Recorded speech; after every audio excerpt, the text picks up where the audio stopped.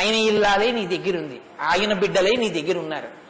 వాల్మీకి మహర్షి ఆయనే అయోధ్యాధిపతి, ఆయనే రామచంద్ర ప్రభువు అని చెప్తే వాల్మీకి పొంగిపోవాలి కదండి. రామాయణ ఆవిర్భావం జరుగుతోందన్నమాట. ఇవాళ రామాయణం పుడుతోంది. ఆ సన్నివేశంలో ఉన్నాం మనం. ఇప్పుడు ఈ మాటలు అడిగితే వాల్మీకి మహర్షి చాలా చమత్కారమైనటువంటి జవాబు ఒకటి చెప్పారు. ఆయన అన్నారు, బహవో దుర్లభాశ్చైవ ఏత్తయా కీర్తితా గుణాః మునే వక్షామ్యహం బుద్ధ్వా తేర్యుక్త శ్రూయతాన్నరః. చాలా క్లిష్టమైనటువంటి ప్రశ్న ఒకటి అడిగావు. సాధారణంగా లోకంలో మానవుల్లో నువ్వు అడిగినటువంటి 16 గుణములు ఒక వ్యక్తి యందు ప్రకాశించేటటువంటి వాడు ఉండడు.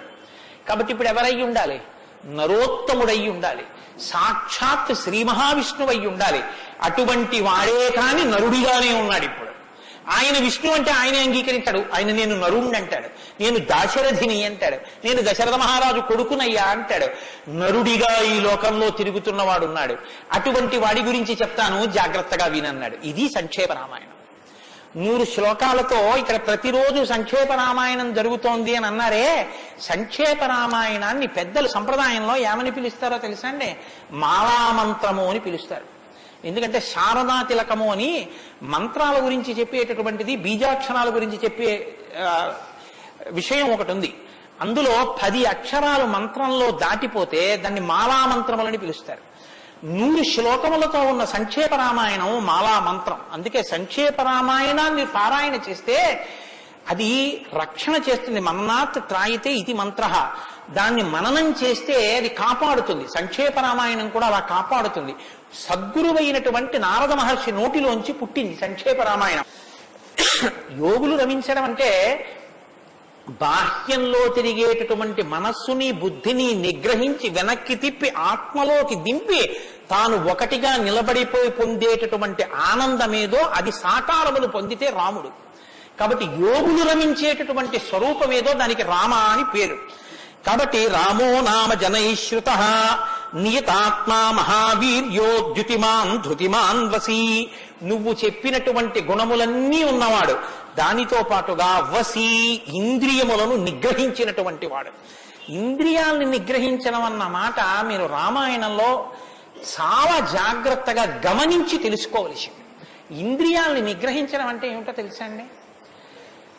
మనసు దేన్ని చూస్తే, దేన్ని వింటే కదిలిపోతుందో, ప్రశాంతంగా ఉన్నది అలజడిని పొందుతుందో దాన్ని చూడకుండా, దాన్ని వినకుండా బలవంతంగా నిగ్రహించడం ఎటువంటిదో తెలుసా అండి? ఒక త్రాచుపాము అలా వెళ్ళిపోతోంది. గభాల్ని ఇలా చూశాడు, అయ్య బాబాయ్ త్రాచుపాము పెద్ద గెంతు గెంతాడు. అది అకస్మాత్తుగా ఏమైందంటే ఆ గెంతడంలో త్రాచుపాము యొక్క పడగ మీద 2 కాళ్ళు వేసి తొక్కాడు. ఇప్పుడు త్రాచుపాము తల పైకి ఎత్తలేకపోతోంది.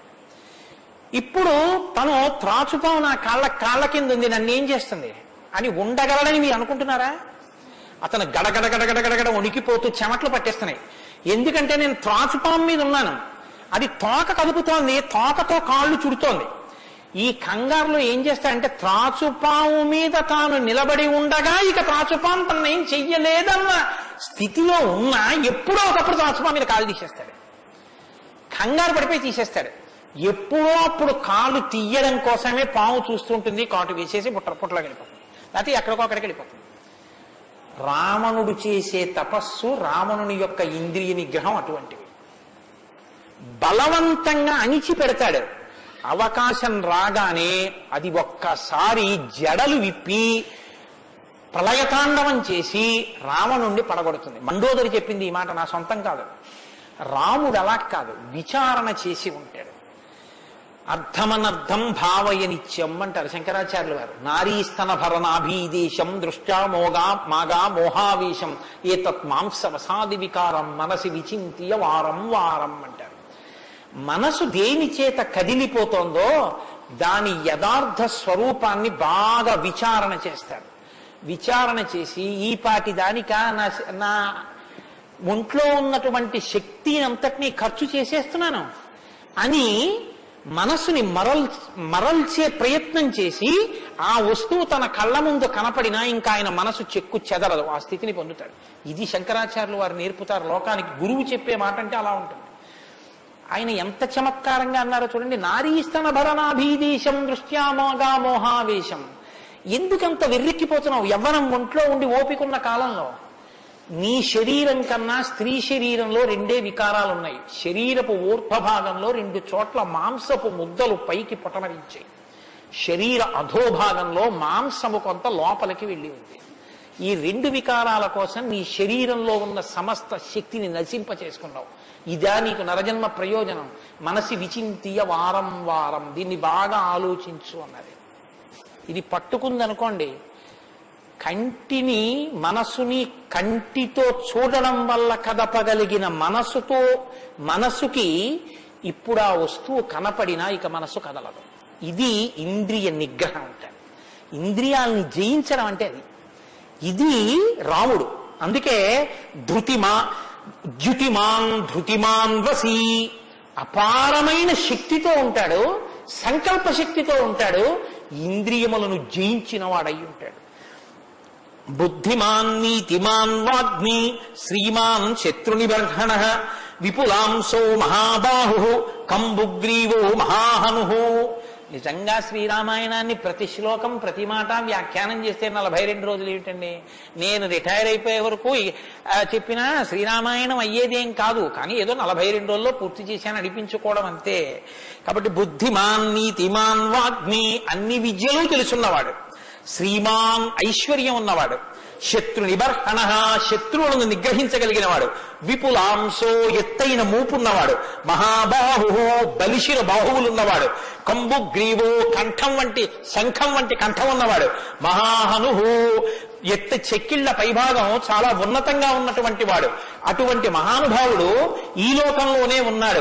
ప్రజాపతి సమశ్రీమాం ధాతారి పురిషూదన రక్షితా జీవలోకస్య ధర్మస్య పరిరక్షిత రక్షితా స్వస్య ధర్మస్య స్వజనస్య చ రక్షిత వేదంగతత్వజ్ఞో ధనుర్వేదే చ నిష్ఠితః. ఎంత గొప్పగా మాట్లాడారండి నారద మహర్షి. నిజంగా ప్రజాపతి సమశ్రీమాన్, ఈ ప్రపంచాన్నంతటినీ పోషించగలిగినటువంటి వాడు, సాక్షాత్ శ్రీ మహావిష్ణువు. ధాతారి పునిషూదన శత్రువులను నిగ్రహించగలిగిన వాడు, రక్షిత జీవలోకస్య ఈ లోకాలన్నింటినీ రక్షించగలిగిన వాడు, ధర్మస్య పరిరక్షిత ధర్మాన్ని రక్షించేటటువంటి వాడు. ధర్మాన్ని రక్షిస్తాడు కాబట్టి అధర్మాన్ని నిగ్రహిస్తాడు కూడా. ధర్మస్య పరిరక్షిత రక్షిత స్వస్య ధర్మస్య, తన ధర్మాన్ని తాను రక్షించుకుంటాడు. రక్షిత స్వస్య ధర్మస్య స్వజనస్య చ రక్షిత, అందరినీ రక్షిస్తే మరి స్వజనులు ఎవరు? అంటే ఆయననే నమ్ముకుని ఉన్న వాళ్ళెవరో ఆ వారి రక్షణ యందు మరింత అప్రమత్తంగా ఉండేటటువంటి స్వరూపం ఉన్నటువంటి వాడు. అటువంటి వాడు సచ సర్వగుణోపేత కౌసల్యానందవర్ధన సముద్రైవ గాంభీర్యే ధైర్యేణ హిమవానివా. ఇందులోంచేనండి వాల్మీకి మహర్షి చెప్పిన శ్లోకాల్లోంచే తర్వాత ఉపమానాలన్నీ వచ్చాయి. ఇప్పటికీ మనం చూడండి, ఆయన మేరునగ ధీరుడండి అంటాం. ఆయన్ని పోల్చి చెప్పేటప్పుడు హిమవత్ పర్వతము వంటి వాడు, సముద్రము వంటి గాంభీర్యం ఉన్నవాడు అని చెప్పారు నారద మహర్షి. సముద్రం చూడండి ఎంత గంభీరంగా ఉంటుందో. సముద్రం కడుపులో ముత్యాలు, రత్నాలు, వజ్రాలు ఇన్ని ఉంటాయి. ఇన్ని ఉన్నా కప్పి ఉంచుతుంది. సముద్రంలో బడబాగ్ని ఉంటుంది, కానీ తాను మాత్రం చల్లగా ఉంటుంది. సముద్రం ఒడ్డుకొస్తుంది, వచ్చి మీ కాళ్ళు తాను కడుగుతుంది. చేతకానిది ఎదురొచ్చి మీ కాళ్ళు కడిగిందని మీరు ధూర్తతనంతో లోపలికెడితే మిమ్మల్ని తనలో కలుపుకుంటుంది. ఎదురొచ్చి మీ దగ్గరికి వస్తోంది కదా అని మీ కాలి చెప్పు తీసి అందులో వేస్తే తీసుకొచ్చి అవతల బారేస్తుంది ఒడ్డున. ఇది సముద్రం యొక్క గాంభీర్యం. తాను ఉప్పు కయ్యగా ఉంటుంది, పర్వదిన స్నానానికి పనికొస్తుంది. ఇన్నిటిని కప్పిపుచ్చి నిలబడగలిగినటువంటి స్వరూపం సముద్రం.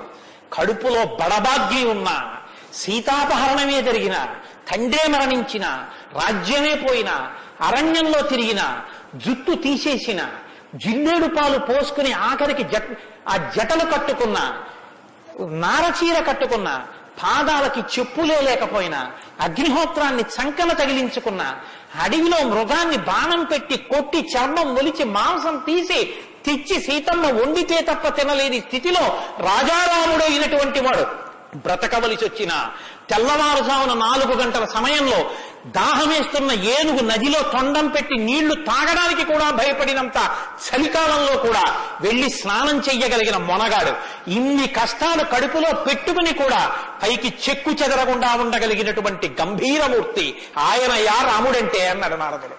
కాబట్టి సముద్రయివ గాంభీర్యే ధైర్యేన హిమవానివా, ధైర్యంలో హిమవత్ పర్వతం వంటివాడు. పర్వతాన్ని చూడండి, వర్షధారల చేత కొట్టబడుతుంది, పిడుగులు పడిపోతాయి. ఆ పర్వతం మీదే చెట్లు పెరుగుతాయి, ఆ పర్వతం మీదే సింహాలు తిరుగుతాయి, పులులు తిరుగుతాయి. ఆ సముద్రానికి కన్నాలు పెట్టి పావులు పడుకుంటాయి. చిట్టెలుకలు కన్నాలు చేసి ఆ పర్వత పాదాల మీద తిరుగుతూ ఉంటాయి. ఎలుక కన్నం పెట్టి తనలో దూరిందని బెంగపెట్టుకోదు, ఒక ధూర్తుడు కాళ్లతో పైకెక్కాడని బెంగపెట్టుకోదు, వర్షధారలు కొట్టాయని కదలదు, పిడుగులు పడ్డాయని చెక్కు చెదరదు, పులులు సింహాలు తిరుగుతున్నాయని బెంగపెట్టుకోదు, మహాత్ములు తన మీద నడుస్తున్నారని పొంగిపోదు, తన మీద ఈశ్వరుడి దేవాలయం కట్టారని పరవశించిపోదు, తాను అలాగే నిలబడి ఉంటుంది. చెక్కు చెదరక నిలబడగలిగినటువంటి పర్వతం ఎటువంటిదో రాముడు అటువంటి వాడు. ఇది నారదుడు ఒక నరుడిగా ఆయనకున్న లక్షణాలు చెప్తున్నాడు. ఇవి నీవు సంతరించుకో, కొన్నైనా ప్రతిదానికి విచలితుడమైపోవడం కాదు, ప్రతి చిన్నదానికి కదిలిపోవడం కాదు, ధైర్యంగా నిలబడగలగాలి. నాకు కాకపోతే ఎవరికి వస్తాయి? వస్తాయి కష్ట సుఖాలు అనేటటువంటివి చేసుకున్న కర్మను అనుసరించి అని నిలబడగలిగినటువంటి స్థితి రామాయణం ఇస్తుంది. విష్ణునా సదృశో వీర్యే సోమవత్ ప్రియదర్శన కాలగ్ని సదృశ క్రోధే క్షమయా పృథివీ సమః. ఏమి శ్లోకాలు వాడారండి సంక్షేప రామాయణంలో మహానుభావుడు. విష్ణునా సదృశో వీర్యే, ఆయనతో పోల్చడానికి విష్ణు ఒక్కడే ఉన్నారు. ఎందుకంటే ఇంకా ఆయనతో పోల్చడానికి అటువంటి వాడు ఇంకొకడెవరుంటారు? విష్ణువుని విష్ణువుతోనే పోల్చాలి. కాబట్టి విష్ణువుతో సమానమైన వాడు. సోమవత్ ప్రియదర్శన, బాణం పట్టుకుని ఎదురుగుండా ఉన్న వాళ్ళ లక్షల మంది కంఠాలు తెగకోసినా సరే భక్తులైన వారికి మాత్రం ఆ స్వరూపాన్ని దర్శనం చేస్తుంటే ఎంత సంతోషంగా ఉంటుందో. కాబట్టి సోమవత్ ప్రియదర్శన, లోకంలో మూడిటిని ఎంత చూసినా చూడబుద్ధే వేస్తుంది. ఎంత చూడండి చూడబుద్ధి వేస్తుంది. అందుకే పార్వతీదేవి వినాయకుడికి ఏనుగు ముఖం పెట్టించింది. పసిపిల్లలకి కూడా సంతోషం కల్పించేవి మూడు ఏమిటో తెలుసా అండి? గజముఖం, చంద్రబింబం, సముద్రం. మీరు సముద్రపు తోటికి వెళ్ళి ఎంతసేపు కూర్చోండి, ఎంతసేపు చూస్తున్నా సముద్రాన్ని అలా చూడాలనే అనిపిస్తుంది. చీకటి పడిపోయిన తర్వాత సముద్ర ఘోష అదో సంతోషం, వస్తున్న కెరటాలు అదో సంతోషం, చీకటి పడ్డాక దీపాలతో దూరంగా వెళ్ళిపోతున్న ఓడ అదో సంతోషం, సూర్యోదయానికి సముద్రం ఆకాశం కలిసినట్టుగా ఉన్న చోట ఉదయిస్తున్న సూర్యబింబం అదో సంతోషం, ఆ పడుతున్న ఎర్రకాంతి అదో సంతోషం, సూర్యాస్తమయానికి సముద్రంలో కృంగిపోతున్నట్టుగా ఉన్న సూర్యుడు అదో సంతోషం. తిక్కన గారు విరాట పర్వంలో అంటారు, రాత్రి అయ్యేటప్పటికి ఆకాశం ఎలా ఉందంటేట మంచి సంపన్నుడైన గృహస్థు ఇంట్లో అలంకారం చేసినటువంటి పడకలా ఉందిట, దాని మీద పువ్వులు అవన్నీ వేస్తే ఎలా ఉందో అలా ఉందిట. సూర్యోదయానికి ఉన్నటువంటి ఆకాశం ఎలా ఉందంటేట, తెల్లవారిన తర్వాత 10 మంది చూస్తే దృష్టి దోషం కలుగుతుందని ఆ ఇంటి ఇల్లాలు దుప్పటి మీద ఉన్న పువ్వులు అవే అన్ని పోయేటట్టు ఒక్కసారి 2 చేతులతో ఇలా దులిపేస్తే అన్ని పోయిన తర్వాత దుప్పటి ఎలా ఉందో ఆకాశం ఎలా ఉంది తెల్లారాకంటారు. అలా ఆ సముద్రాన్ని చూస్తుంటే ఎంత అందంగా ఉంటుందో. పసిపిల్లల దగ్గర నుంచి కవుల వరకు జ్ఞానుల వరకు సముద్రం ఆనందమే. పసిపిల్లాడికి ఏం తెలిసనే ఆనందం, వృద్ధుడికి ఏం తెలిసనే ఆనందం. అందరూ సముద్రపు ఇంటికి వెళ్ళి ఆనందం పొందుతారు. ఆఖరికి తుఫాను సమయంలో సముద్రం చూడడం అదో సంతోషం కొంతమందికి. కాబట్టి సముద్రం. 2 చంద్రబింబం. చంద్రబింబాన్ని ఎంతసేపు చూడండి సంతోషం. రామాయణంలో వాల్మీకి మహర్షి వర్ణిస్తారు సుందరకాండలో చంద్రబింబాన్ని, ఏమి వర్ణనలో ఆ సర్గలు. కాబట్టి చంద్రబింబం. 3 ఏనుగు. ఏనుగు చూడండి, వెంకటాచల క్షేత్రానికో తిరుత్తనియో వెడితే ఆ ఏనుగు ముందు నించుంటే పిల్లల్ని ఎంతసేపు నించోబెట్టండి సంతోషమే. ఆ తొండం ఇలా ఇలా ఆడిస్తూ ఆ ఏనుగు అలా నిలబడి అరటిపండు ఎత్తి నోట్లో పెట్టుకుని ఆ దుమ్ము తీసి మీద పోసుకుని స్నానం చేసి తెల్లటి దంతాలు, దాని స్వరూపం, దాని చిన్ని చిన్ని కళ్ళు, దాని వెంట్రుకలు, దాని తోక, పెద్ద పెద్ద కాళ్ళు, ఇంతంత గోళ్ళు, గుండ్రంగా పాదాలు. ఆ ఏనుగుని ఎంతసేపు చూసినా అబ్బా ఇంకేం చూస్తానులేండి అనిపించదు, అలా చూడబుద్ధి వేస్తుంది. అలా చూడబుద్ధి వేస్తుంది కాబట్టి ధ్యానం చేసేటప్పుడు ముందు గణపతి యొక్క ముఖాన్ని తదేకంగా చూస్తే ఆ ధ్యాన నిష్ట చేత విఘ్నములు తొలగిపోతాయి. కాబట్టి పరమేశ్వరుడు అందరూ తొందరగా దృష్టి పెట్టి చూడడానికి వైముఖ్యం కలగనటువంటి ముఖాన్ని నా కొడుక్కి పెడితే అందరికీ ఉపకారం జరుగుతుందని ఏనుగు తలకాయ తీసుకొచ్చి వినాయకుడికి పెట్టాడు. అది కారణం. వినాయకుడికి ఏనుగు తలకాయ ఉండడానికి కారణాల్లో ఒకటి. కాబట్టి నా సదృశో విష్ణు నా సదృశో వీర్యే సోమవత్ ప్రియదర్శన కాలాగ్ని సదృశ క్రోధే. క్రోధం, కోపం వచ్చిందా, కాలాగ్ని ఎటువంటిదో అటువంటి వాడు. క్షమయా పృథివీ సమహ. ఈ భూమికి ఎంత ఓర్పో రాముడికి అంత ఓర్పు. నిద్ర వేస్తూనే భూమిని తంతాం, భరిస్తుంది. మలమూత్రాలు భూమి మీద విసర్జిస్తాం, భరిస్తుంది. ఉమ్మి భూమి మీద వేస్తాం, ఊరుకుంటుంది. పోనీ ఏదో పొరపాటున వచ్చింది వేరు. కావాలని ఒక రకమైన తాంబూలం వేసుకుని బొమ్మడమే ప్రయోజనంగా నెత్తురు కక్కుకునేవాడు కక్కుకున్నట్టు భూమి మీద ఎర్రటి మరకలు పడేటట్టు అదే పనిగా ఉమ్మి వేసేటటువంటి వాడిని కూడా భరించినటువంటి భూమాత యొక్క ఓర్పుని ఎంత స్తోత్రం చేయాలి నిజంగా. కాబట్టి అన్నం కావాలి, నాగలి పెట్టి అమ్మ గుండెల మీద చీరుతాం. ఇల్లు కట్టుకోవాలి, శంకుస్థాపన పేరుతో గుణపాలు పెట్టి అమ్మ గుండెల మీద గుచ్చుతాం. ఆఖరికి ఇంత సంపాదించి ఇంత కీర్తి తెచ్చి మా నాన్నగారు, మా బాబాయ్ గారు, మా మేనమామ, మా ఆయన ఇన్ని బంధుత్వాలు పెట్టుకున్న వాళ్ళు ఆ ఊపిరి ఆగిపోగానే తీసుకెళ్లి బయట చిరిగిపోయిన బొంతో చాపో వేసి పడుకోబెట్టి కొత్త చాప తెచ్చి 4 కర్రలకేసి తాడేసి కట్టి తీసుకెళ్లిపోతుంటే ఆఖరణ పుచ్చుకునేది ఈ తల్లి ఒక్కతే. ఎవరు ఇంట్లో ఒక్క రాత్రి కూడా ఉంచుకోరు. యావత్ పవనో నివసతి దేహే తావత్ పృచ్ఛతి కుశలంగేహే గతవతి వాయో దేహాపాయే భార్యా బిభ్యతి తస్మిన్ కాయే అంటారు శంకర భగవత్పాదులు. అటువంటి ఈ తల్లిది ఎంత ఓర్పో. ఎన్ని అపచారములు చేసినా కూడా కడుపులో పెట్టుకునేటటువంటి అమ్మ స్వరూపమైనటువంటి భూమికి ఎంత ఓర్పు ఉందో అంత ఓర్పు కలిగిన వాడయా రామచంద్రమూర్తి. కాబట్టి ధనదేన సమస్యాగే సత్యే ధర్మ ఇవాపరః. కుబేరుడు ఎంతటి ధనవంతుడో అంతటి మహానుభావుడు, అటువంటి త్యాగం ఉన్నవాడు. సత్యే ధర్మ ఇవాపరః. సత్యము ధర్మము ఒకదాన్నొకటి ఎలా కాపాడుకుని రక్షించుకుంటాయో అలా రక్షించి కాపాడగలిగినటువంటి వాడు. తమేవం గుణ సంపన్నం రామం సత్యపరాక్రమం. ఇన్ని గుణములు కలిగినటువంటి రామచంద్రమూర్తి సాక్షాత్తుగా సత్యపరాక్రముడైనటువంటి వ్యక్తి. ఆయన పరాక్రమం సత్యమే పరాక్రమముగా కలిగినటువంటి వాడు. అటువంటి వాడు రామచంద్రమూర్తి అని ఆ రాముని యొక్క కథని సంక్షేపంగా చెప్పారు. సంక్షేపంగా అంటే వివరంగా కాదు, బాగా గుర్తుపెట్టుకోండి. వివరంగా చెప్పలేదు, కేవలం ఏదో విహంగ వీక్షణం అంటారు చూసారా, ఒక్కసారి స్థాళీపులాక న్యాయంగా ఒకసారి అలా చెప్పేశారు. అది ఎంత తేలిగ్గా చెప్పేశారంటే సజగామ వనం వీర ప్రతిజ్ఞామనుపాలయన్ పితుర్వచన నిర్దేశాత్ కైకయ్యా ప్రియకారణాత్ అంటూ. కానీ సంక్షేప రామాయణ శ్లోకాలండి, అవి నిజంగా మంత్రాలే. దశరథ మహారాజు గారు లేక సంతానం కలగలేదని బెంగ పెట్టుకుని అశ్వమేధయాగం చేసి తత్పాపాన్ని పోగొట్టుకుని పుత్రకామేష్టి చేస్తే యజ్ఞపురుషుడు ఆవిర్భవించి ప్రసాదాన్ని ఇస్తే ఆ పాయసాన్ని అనురూపలైనటువంటి తన భార్యలు స్వీకరిస్తే పెద్ద భార్య అయినటువంటి కౌసల్యాదేవి యొక్క గర్భాన్ని జనించినటువంటి సాక్షాత్ విష్ణుస్వరూపుడైన ధర్మాత్ముడైన రామచంద్రమూర్తి పినతల్లి అయిన కైకమ్మ 14 సంవత్సరములు అరణ్యవాసం చేసి రాజ్యాభిషేకాన్ని విడిచిపెట్టుకోవాలి రామచంద్రమూర్తిని 2 వరములు రాత్రికి రాత్రి దశరథ మహారాజు గారిని అడ్డుపెట్టి నిగ్రహిస్తే తండ్రిని సత్యవాక్యమునందు నిలబెట్టడం కోసమని రామచంద్రమూర్తి రాజ్యాన్ని పరిత్యజించి నారవస్త్రాలు కట్టుకుని చెప్పులు కూడా విడిచిపెట్టి మహానుభావుడు అరణ్యానికి బయలుదేరి వెళ్ళిపోతున్నారు. ఆ వెళ్ళిపోతున్నటువంటి సమయంలో రామస్య దయితా భార్యా నిత్యం ప్రాణ సమాహిత జనకస్య కులే జాతా దేవమాయేవ నిర్మిత సర్వలక్షణ సంపన్నా నారీణాం ఉత్తమామధు సీతాప్యనుగత రామం శిశినం రోహిణీ యథా. సాక్షాత్తుగా దేవమాయయే లోకంలో ఉన్న సౌందర్యమంతా రాశీభూతమై ఒక స్త్రీ రూపంలో వచ్చిందా అన్నంతగా కనపడేటటువంటి సీతమ్మ తల్లి, జనక మహారాజు గారి యొక్క పుత్రి, అయోనిజ అయినటువంటి తల్లి, స్త్రీలలో ఉత్తమమైనటువంటి రత్నంగా చెప్పబడినటువంటి తల్లి, సర్వలక్షణ సంపన్న అయినటువంటి సీతమ్మ చంద్రుణ్ణి రోహిణి ఎలా అనుసరిస్తుందో అలా కష్టసుఖాల్లో నీతో కలిసి ఉంటాను తప్ప నేను అంతఃపురంలో ఉండను అని చెప్పి రామచంద్రమూర్తితో కలిసి అరణ్యవాసానికి బయలుదేరింది. సోదరుడైనటువంటి లక్ష్మణుడు కూడా రామచంద్రమూర్తితో బయలుదేరాడు.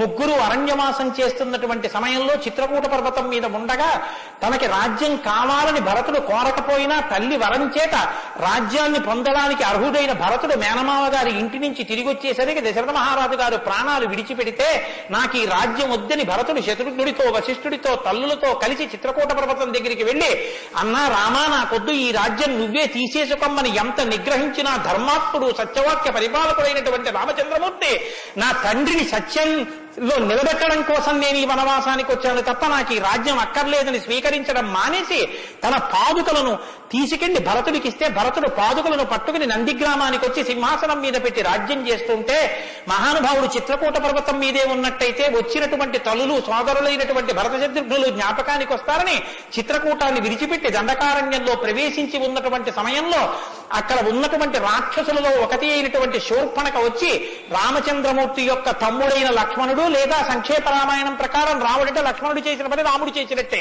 అందుకని రాముడి చేత ముకుచెవులు కోయబడితే ఆ శూర్పణఖ చేత ప్రేరేపింపబడిన ఖరదూషణాదులు త్రిశిరస్సు అనేటటువంటి 14,000 మంది రాక్షసులు రాముడి మీద దండెత్తి వస్తే తృణప్రాయంగా 14,000 మందిని నిగ్రహించినటువంటి రామచంద్రమూర్తి యొక్క పరాక్రమాన్ని శూర్పణఖ వల్ల తెలుసుకున్నటువంటి రావణాసురుడు అసూయతో సీతమ్మ తల్లి మీద మోహంతో సీతమ్మ తల్లిని అపహరించి తీసుకుని వెళ్ళిపోతే ఆగ్రహించినటువంటి రామచంద్రమూర్తి శబరిని దర్శనం చేసి తర్వాతి కాలంలో సుగ్రీవుడితో స్నేహం చేసి వారిని నిగ్రహించి దశ దిశలకి వానరుల్ని పంపిస్తే దక్షిణ దిక్కుకు వెళ్లినటువంటి హనుమ సీతమ్మ తల్లి యొక్క జాడ కనిపెట్టి 100 యోజనముల సముద్రాన్ని దాటి ఈవలి ఒడ్డుకు వచ్చి రామచంద్రమూర్తికి సీతమ్మ క్షేమవార్త చెప్తే రామచంద్రమూర్తి నీలుని యొక్క సహకారంతో సముద్రానికి సేతువు కట్టి సముద్రాన్ని దాటి ఆవలి ఒడ్డుకు వెళ్లి లంకారాజ్యంలో వానర సహకారంతో రావణ కుంభకర్ణాది వీరులను నిగ్రహించి తిరిగి మళ్లీ అయోధ్య పట్టణానికి వచ్చి పట్టాభిషిక్తుడై 11,000 సంవత్సరములు ఈ రాజ్యాన్ని పరిపాలన చేసి రామరాజ్యం ఇలా ఉంటుంది అని చెప్పి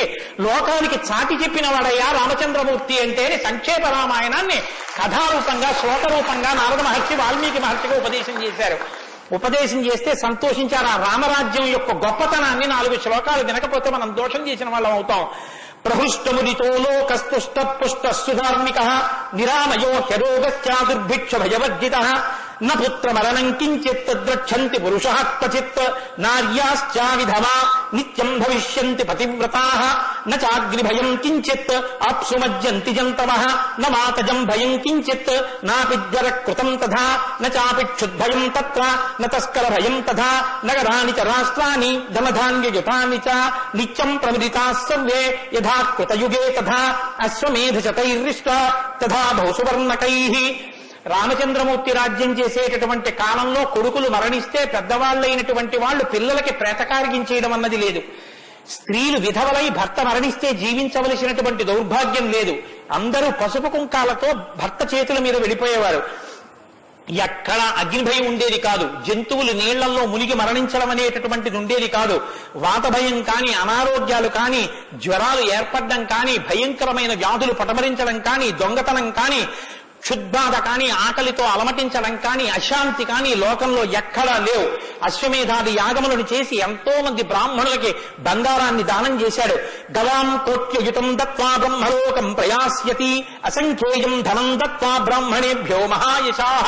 కొన్ని కోట్ల గోవులు దానం చేశాడు. కొన్ని కోట్ల బంగారు నాణెములు దానం చేశాడు. 10 వర్ష సహస్రాణి 10 వర్ష శతాని చ రామో రాజ్యముపాసిత్వా బ్రహ్మలోకం గమిష్యతి. రామో రాజ్యముపాసిత్వ, రాజ్యాన్ని ఉపాసన చేశాడు మహానుభావుడు. అంత గొప్ప పరిపాలన చేసి 11,000 సంవత్సరముల పరిపాలన తర్వాత బ్రహ్మలోకాన్ని చేరుకున్నాడు. ఇదం పవిత్రం పాపఘ్నం పుణ్యం వేదైశ్చ సంవితం. ఈ రామాయణ కథ ఉన్నదే, ఈ రామాయణ కథ పాపములన్నిటినీ పోగొడుతుంది. ఇది వేదములతో సమానమైనది. యప్పటే రామచరితం సర్వపాపై ప్రముచ్యతే. ఎవరు ఈ రామ కథని వింటున్నారో వాళ్ళకి సర్వ పాపములు తొలగిపోతాయి. సత్యం సత్యం పునఃసత్యం, ఇందులో అనుమానమేమీ లేదు. ఏతదాఖ్యానమాదిత్యం పఠన్ రామాయణం నరః. ఎవరు ఈ రామాయణాన్ని చదువుకుంటున్నారో వింటున్నారో వాళ్ళకి ఆయుష్యం నిలబడుతుంది, అపమృత్యు దోషం తొలగిపోతుంది. సపుత్ర పౌత్ర సగణః ప్రేత్య స్వర్గే మహీయతే. పుత్రుల్ని, కొడుకుల్ని, మనవల్ని చూసిన తర్వాత 3 తరాలు చూసిన తర్వాత సంతోషంతో సుఖశాంతులతో ఇహమనందు జీవించి ఆఖర తేలికగా శరీరం నుంచి ప్రాణం విడిపోయి జీవుడు సంతోషంగా భగవన్నామని చెప్తూ స్వర్గలోకాన్ని చేరుకుంటాడు. ఇంతటి గొప్ప అనుభూతిని, ఐశ్వర్యాన్ని అనుగ్రహించగలిగినటువంటి శక్తి కలిగినటువంటిది రామాయణం. కాబట్టి ఎల్లరూ ఈ రామాయణాన్ని చదువుకోవాలి, వినాలి, ధరించాలి అని నారద మహర్షి వాల్మీకి మహర్షికి చెప్తే తదేక ధ్యానంతో ఆ మాలామంత్రంగా వినపడిన సంక్షేప రామాయణాన్ని విని పొంగిపోయిన హృదయంతో తన్మయత్వంతో ఉన్నటువంటి వాల్మీకి మహర్షి యొక్క స్థితి దగ్గర ఇవాల్టి ఉపన్యాసాన్ని పూర్తి చేస్తున్నారు. రేపటి రోజున అసలు ఎలా ఆవిర్భవించిందో, తన్మయత్వంలో ఉన్న వాల్మీకి మహర్షి ఎలా బయలుదేరారో, రామాయణం ఎలా వచ్చిందో, ఏం జరిగిందో ఆ విషయాన్ని మీకు మనవి చేసి రామాయణ కథా ప్రారంభం చేసి అనుగ్రహాన్ని రామచంద్ర ప్రభు నాకు కృప చేయుగాక. రేపు ఖచ్చితంగా 6:30 కథా ప్రారంభం అయిపోతుంది. లేకపోతే 7 రోజుల్లో బాలకాండ పూర్తి కాదు. కాబట్టి మంగళాశాసనపరై మదాచార్య పురోగమై సర్వైశ్చ పూర్వైరాచార్యై సత్కృతాయాస్తు మంగళం. మంగళం కోసలేంద్రాయ మహనీయ గుణాత్మనే చక్రవర్తి తనూజాయ సర్వభౌమాయ మంగళం. ఉమాకాంతాయ కాంతాయ కామితార్థప్రదాయినే శ్రీగిరీశాయ దేవాయ మలినాథాయ మంగళం. కరచరణ కృతం వా కర్మవాక్కాయజం వా శ్రవణమైనజం వా మానసం వా పరాధం విహితం వా సర్వమేత్తక్షమస్వా శివ శివ కరుణాబ్ధే శ్రీ మహాదేవ శంభో. సర్వం శ్రీ ఉమామహేశ్వర పరబ్రహ్మార్పణమస్తు. స్వస్తి. శ్రీరామాయణం వినడం ఒక మహద్భాగ్యం. నన్ను నమ్మండి, నేను చెప్తున్నానని నేను చెప్పట్లేదు. జీవితంలో రామాయణం వినడం అనేటటువంటిది కొన్ని కోట్ల కోట్ల కోట్ల జన్మల తర్వాత లభించేటటువంటి అదృష్టం. అందున సంపూర్ణ రామాయణం బాలకాండ నుంచి పట్టాభిషేకం వరకు ఏకబిగిన మండల కాలం రామాయణం వినడం అనేటటువంటిది సంభవం అయ్యేటటువంటి విషయం కాదు. అది కేవలం పూర్వపుణ్యం రామానుగ్రహం ఉంటేనే సాధ్యమయ్యేటటువంటి విషయం. అటువంటి రామ కథ విన్న తరువాత మనం కేవలం లేచి వెళ్ళిపోవడం వల్ల ప్రయోజనం కన్నా రామనామాన్ని చెప్పి వెడితే చాలా బాగుంటుంది. రామనామం కేవలం రామ అనడం కన్నా పెద్దలు మనకు ఒక మార్గాన్ని ఇచ్చారు. రామ రామ రామ అని 3 మాటలంటే ఆ రోజున వాళ్ళు విష్ణు సహస్రం చెప్పిన ఫలితం. అది ఇంట్లో అంటేనే అంత ఫలితం ఇస్తే ఒక దేవాలయ ప్రాంగణంలో, అది జగద్గురు పీఠ ప్రాంగణంలో ఎంత శక్తివంతం ఆలోచించండి. అందుకే రామ రామ రామ 1000 ఎలా అవుతుందని మీకు అనుమానం ఉండొచ్చు. అక్షరాల్ని అంకెల్లోకి మార్చే సంప్రదాయం ఉంది. 2 మా 5 రామ రామ రామ అంటే 2 5 2 × 5 × 2 × 5 × 2 × 5 2 5 10 10 2 20 20 100 100 200 200 1000 సహస్రనామ తత్తుల్యం రామనామ వరాననే. కాబట్టి శ్రీరామ రామ రామ అంటే విష్ణు సహస్రం చెప్పి వెళ్ళిపోయినట్టు. కాబట్టి నేను మకుటం అంటూ ఉంటాను. మకుటం మీరందరూ కానీ నేను దానికి వివరణం ఒకటి అంటూ ఉంటాను. మీరు మీ అందరూ కూడా చక్కగాను రామనామము రామనామము రమ్యమైనది రామనామము అని మీరంటారు. ఉండండి, మీ త్వర చాలా గొప్పది. అలా అంటే రామనామము రామనామము రమ్యమైనది రామనామము అలా అన్నప్పుడు 3 మాటలు రామ రామ రామ అంటారు. మీరు ఎన్ని మాటలు అన్నారో అన్ని మాటలు విష్ణు సహస్రం చెప్పింది. పైగా మీరు ఒకటి గుర్తు పెట్టుకోండి, నేను పూర్తి విశ్వాసంతో చెప్తున్నాను. వ్యక్తిగత అనుభవాలు వేదికల మీద చెప్పడం నాకు ఇష్టం ఉండదు. శ్రీరామాయణం జరగడానికి అందరికన్నా ముందే స్వామి హనుమ వస్తారు. అందుకే రామాయణం చెప్పేటప్పుడు హనుమ కోసం ఒక ఆసనం వేస్తారు. ప్రచ్ఛన్న రూపంలో వచ్చి కూర్చుంటారు. అదిగో ఆ ఆసనం అదే. రామచంద్రమూర్తి పాదాల దగ్గర ఖాళీగా ఉంచిన ఆసనం ఎవరికంటే హనుమ కొరకు. దాని మీద వారు కూర్చుంటారు. అందుకే పుష్పాలంకారంతో శోభింపచేస్తారు. ఆయనకి ఆ పూలహారం వేశాను. రామనామం చెప్తుంటే ఆయన ఇలా చూస్తూ ఎవరా రామనామం చెప్తున్నారో పొంగిపోతారట. రాముడు హనుమ ప్రీతి పొందేస్తారు. ఎంత అసలు సీతమ్మ పరవశించిపోతుంది. నేను మీకు ఇప్పుడే చెప్పాను, వాక్కు ఉన్నది ఒక్క మనుష్య జన్మకి. అది మన భాగ్య విశేషం చెప్పగలగడం. రోజు అలాని మీతో నేనేం గంట సేపు చెప్పించను. ఒక్క 11 పర్యాయాలు అందులో నాకు ఏది అనిపించాలనిపిస్తే అవి అనిపిస్తూ ఉంటాను. నేను వివరణతో కూడిన మాట అంటాను, మీరు రామనామము రామనామము రమ్యమైనది రామనామము. నేను గొప్పకి చెప్పట్లేదు, మీతో మాట మనవి చేస్తా. నేను అయ్యప్ప స్వామి దేవాలయంలో సంపూర్ణ రామాయణ ప్రవచనం చేసిన రోజుల్లో ఇది అనిపించేవాళ్ళం. రామాయణం అయిపోయిన తర్వాత రామాయణం సీడీలు ప్రపంచవ్యాప్తంగా అన్ని దేశాలకి వెళ్ళాయి. అయితే అమెరికా నుంచి నాకు ఫోన్లు వచ్చాయి, గురుగారు ఒక్కసారి వినండి అని.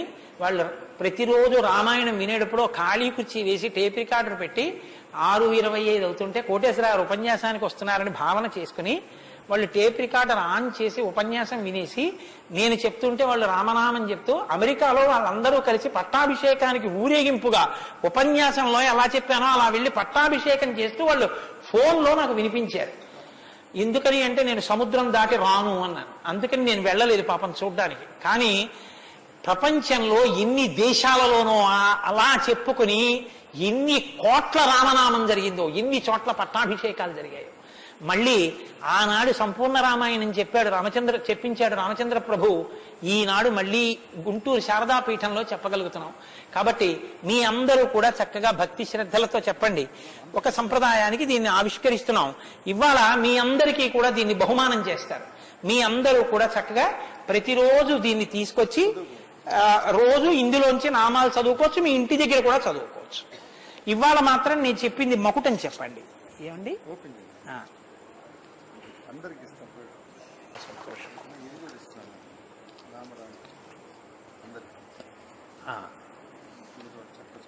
108 నామాల్లో సంపూర్ణ రామాయణం నామరామాయణం అని ఇది కూడా మీకు బహుమానం చేస్తున్నారు. ఇది కూడా మీరు చదువుకోవచ్చు. రండి గోపాలకృష్ణ గారు తీసుకోండి. నామము రామనామము రమ్యమైనది రామనామము,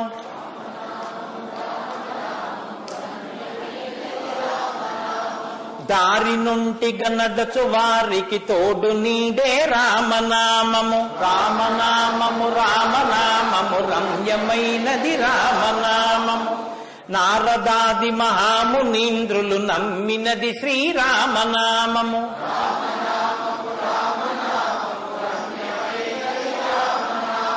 కోరికొలచిన వారికెల్లను కొంగు బంగరు రామనామము.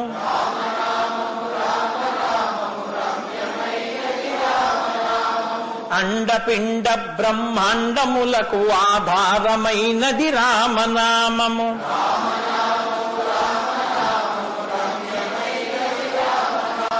బ్రహ్మ సత్యము జగన్మిథ్యాభావమే శ్రీరామనామము.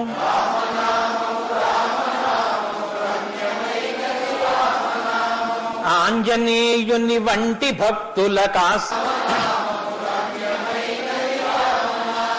నిర్వికారము నిర్వికల్పము నిర్గుణము శ్రీరామనామము.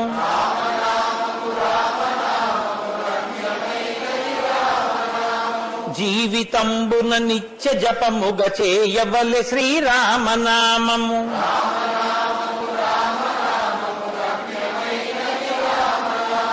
నిజ స్వరూపము బోధకం బగు తారకము శ్రీరామనామము.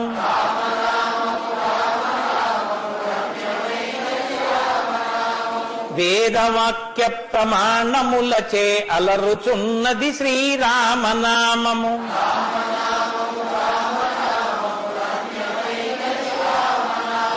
తల్లివలె రక్షించు సుజనుల నెల్ల కాలము రామనామము.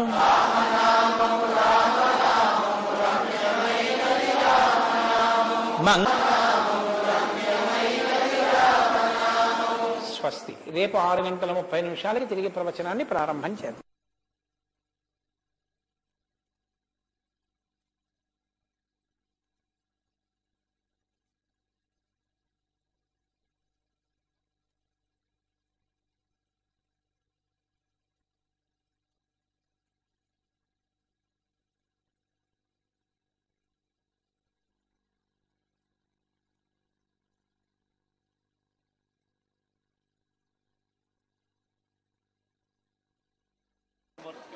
చాలా సంతోషం, చాలా సంతోషం.